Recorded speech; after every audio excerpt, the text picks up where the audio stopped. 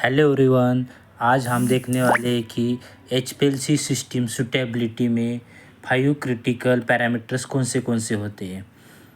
RT क्या रहता है, परसेंटेज आरएचडी क्या रहता है, टेलिंग क्या रहता है, थ्योरेटिकल प्लेट क्या रहती है और रिजोल्यूशन क्या रहता है। सिस्टम सूटेबिलिटी मीन्स एचपीएलसी चालू करने से पहले या एनालिसिस करने से पहले कौन से पैरामीटर चेक किए जाते हैं हम देखेंगे। उसमें एक्यूरेसी क्या रहती है, प्रिसीजन क्या रहता है, ये देखेंगे। What is the system suitability. System check में क्या क्या रहता है, confirm system performance, check precision and reproducibility, defect chromatographic problem early, perform before sample analysis में क्या क्या रहता है। उसमें रिजोल्यूशन कैसा रहता है, टेलिंग क्या रहता है, फ्रंटिंग क्या रहता है। ये चीज़ें सब हम सिस्टम सूटेबिलिटी में चेक करते हैं। सभी का एक एक्सेप्टेंस क्राइटेरिया रहता है, वो भी हमें चेक करना ज़रूरी रहता है। बराबर है।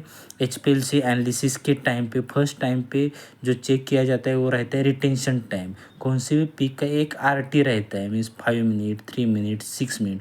ये रिटेंशन टाइम कंसिस्टेंटली वही आता है क्या, 5 मिनट है तो कंसिस्टेंटली 5 मिनट ही आना चाहिए, 6 है तो 6 मिनट ही आना चाहिए। ये पहले चेक करना ज़रूरी है।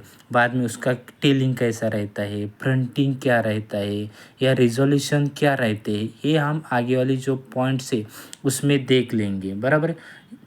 ये जो रिटेंशन टाइप आरटी रहता है उसमें की आइडिया कौन सी रहती है कि आरटी कंसिस्टेंसी होना चाहिए। सेकंड पॉइंट कौन सा रहता है, प्रिसीजन क्या रहती है, पिक शेप रहता है, उसकी इफिशिएंसी कैसी रहती है, परसेंटेज ऑफ आरएचडी मीन्स क्या रहता है, रिलेटिव स्टैंडर्ड डेविएशन है। बराबर। कौन सा भी एक पीक ले लिया हमने और उसको हम 5 टाइम इंजेक्ट करेंगे तो एक 10 लाख एरिया आ जाएगा, तो 10 लाख वो कंसिस्टेंटली आ रहेगा।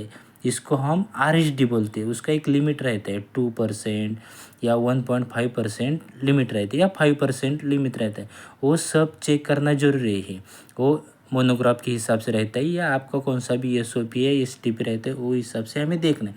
बाद में टेलिंग क्या रहता है, थ्योरेटिकल प्लेट भी क्या है, ये भी चेक करना जरूरी है। अभी नेक्स्ट पॉइंट आता है रिजोल्यूशन। रिजोल्यूशन मीन्स क्या रहता है कि दो पीक में सेपरेशन कितना है। कौन सा भी इम्प्योरिटी मिक्सचर ले लिया या इम्प्योरिटीज ले लिए, उसमें सेपरेशन चाहिए, तभी हम वो पिक पकड़ पाएंगे या उसकी एक्यूरेसी चेक कर पाएंगे। इसके लिए रिजोल्यूशन इम्पॉर्टेंट है। ये सिस्टम सूटेबिलिटी का सबसे इम्पॉर्टेंट पार्ट है जो हम आरएच डेवलपमेंट करते हैं। उसमें जो दो इम्प्योरिटी रहती है या दो पिक रहती है, दो से ज़्यादा जो पिक रहते हैं वो सेपरेट होना बहुत ज़रूरी है। बराबर है। ये समझना भी बहुत ज़रूरी है। सिस्टम सूटेबिलिटी में क्विक रिव्यू क्या रहता है कि हम रिटेंशन टाइम क्यों क्यों चेक करते हैं। उसमें आरटी जो है वो कंसिस्टेंटली वही आ रहा है कि ये चेक करना है। पीक एरिया परसेंटेज आरएचडी म्हणजे एरिया का जो आरएचडी रहता है, रिलेटिव स्टैंडर्ड डेविएशन, वो 2% के नीचे है क्या, वो देखना जरूरी है। टेलिंग फैक्टर वो भी 2 के नीचे है क्या देखना है। थ्योरेटिकल प्लेट ये 2000 लिमिट है तो 2000 के ऊपर है क्या, या रिजोल्यूशन का लिमिट 2 रहता है या मोनोग्राफ के हिसाब से वो 2 के ऊपर है क्या। ये सिस्टम सूटेबिलिटी क्राइटेरिया में सब चीज़ें देखने के बाद ही हम एनालिसिस स्टार्ट कर सकते हैं या एचपीएलसी स्टार्ट कर सकते हैं। बराबर है। तो गुड सिस्टम सूटेबिलिटी के लिए good analytical results before sample analysis, ये सब चीज़ें हमें देखना बहुत ज़रूरी है।